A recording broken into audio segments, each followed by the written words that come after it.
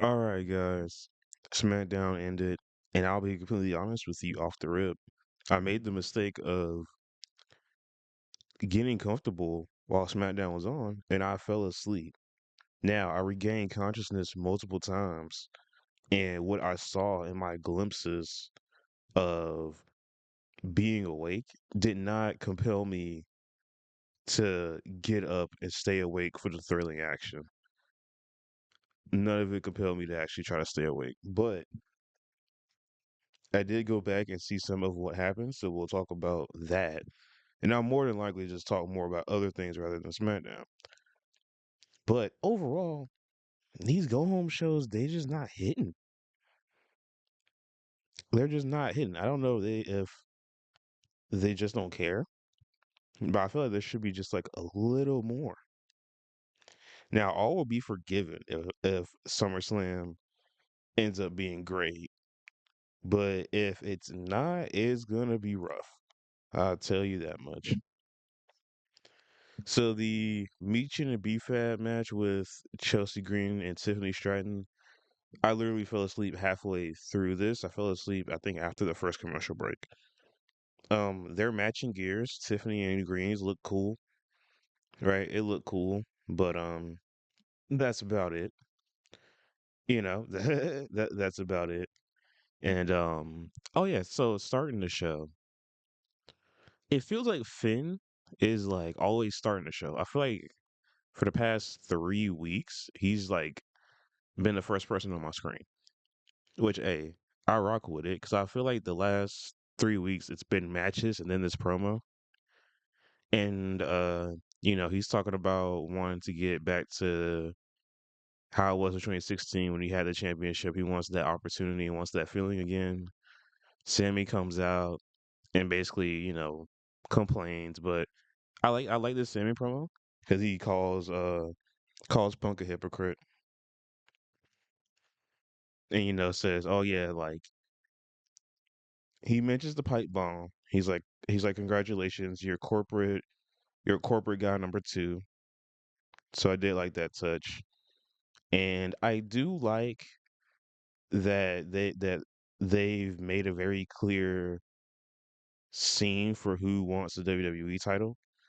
Kind of similar to how in AEW, where there's like a couple, well, honestly, there's probably like 6 or 7 guys that AEW has that are like constantly like, I want the world title.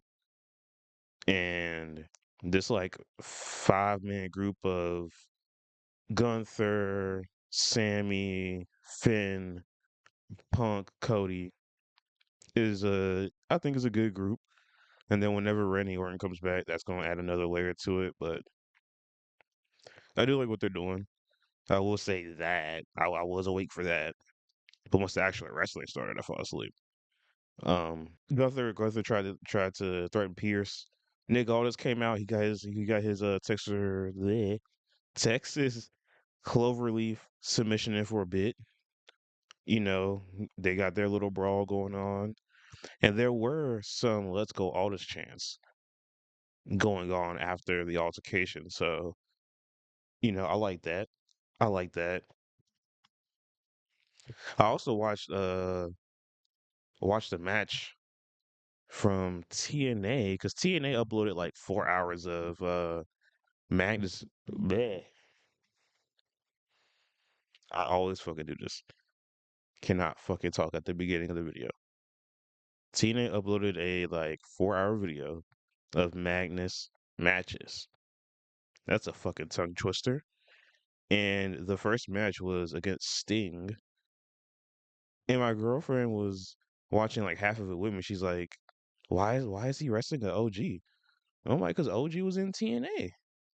She's like, "He's gonna put him over." I was like, "I don't think he's gonna put him over." And then Sting put him over. And then the second match was it's a fucking Dixieland match with Jeff Hardy. And if you're like, "What the fuck are you talking about, Dixieland?" It's in a steel cage. You have to get out of the cage, then climb a ladder on the stage to grab the title. So like it's a cage ladder match, but they're not together in the same ring. You have to climb out of the cage, then climb the ladder that's on the stage to reach the title that's like up on that's like hanging above. And they called it Dixieland. Out of all the stuff I've been seeing about like the death of TNA and stuff, what the fuck was Dixie Carter even thinking? Naming a fucking match after yourself? Come on, man. What? What? Now, one thing that happened when I awoke in consciousness was that the title for title tag team match ended in a DQ. This is fucking stupid. I'll be honest. The only thing that had an ounce of like being interesting or cool ended in a DQ. Now, you can say what you want about either of these tag teams. I like the War Raiders. I like Priest. I like Truth. I feel like we could do something different with Damien, just have him something more serious. But I like my wrestler to be more serious. So I can't sit here and say that the pairing of Priest and Truth is bad because it's not. It's just not what I prefer. But why even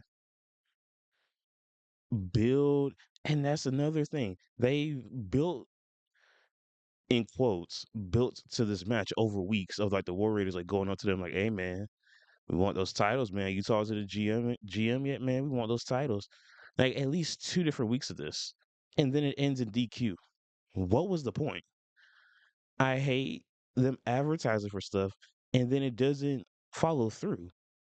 And with the inherent nature of pro wrestling, it being scripted, and by it being scripted, being also fake to the extent of, there it's more choreographed violence. And when a match ends at a DQ, it's basically seeing people fake spar. And I don't care to see people fake spar. If it's scripted violence, just let it have an end.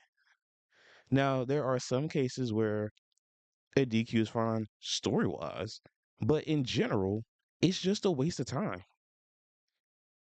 I don't need to see people fake fighting and then there be no no result out of it, especially when it's a match that's been advertised and slightly built up just for it to be nothing. So that's one thing I saw, and I heard that it ended in a DQ, and I saw the wrestlers that are in it, and I was just like, all right, I'm going back to fucking sleep. Lash Legend is the fifth woman in the ladder match. I did also wake up to see her celebrating, and apparently she lost in 2 minutes. So I don't know what we're doing with Julia. I'm not even saying that I wanted Julia to get into the ladder match. I feel like either one of them probably isn't gonna win. So either of them are a non-factor, but like a 2 minute squash match is kind of crazy. But hey, man, it is what it is. And it's also funny. This is why I bring this up. There's that report of WWE people being confused about how AEW is booking Persephone, but they like WWE needs to worry about their own women's division because like why do you care? Why do you care? Like she's the CMLL World Champion. And also, if you've watched AEW, this people who hold CMLL belts normally lose. And it's a thing of like it's just they're just in another universe, so it doesn't really matter. When Claudio had the CMLL World Heavyweight title, he lost. Hechicero has it now. Hechicero is still the pin guy in the Don Callis family when there's tag matches. And also in AEW, there's a lot of the booking is that there's a lot of title matches. So unless there's like a good story built up to them maybe getting the title, the people that are in the title matches aren't winning most of the time. And it's expected, but you're still seeing a great match out of it. So no, Persephone win against uh wasn't gonna win against my world because she just got the title. But also Tony Khan isn't gonna put the belt on someone that's primarily in a different company. Now, if they're mainly in AEW and then is in their, I guess, first original country, let me not say country, but company less, like how Takeshita is in AEW, but he also goes to New Japan a lot, but he's mainly AEW, then he'll give him a title. But if they're still primarily with another company, he's not giving him a title, especially not in the women's division. I feel like that's more like I feel like that should happen more for the men's because there's like fucking five mid card titles, but that's neither here nor there. Um, not to, I don't know why I brought up AEW, but more so is that can the girls get more than that? Can you couldn't let Julia and Lash rock out for more than 2 minutes? But I'm just a fan, man. I'm just a fan.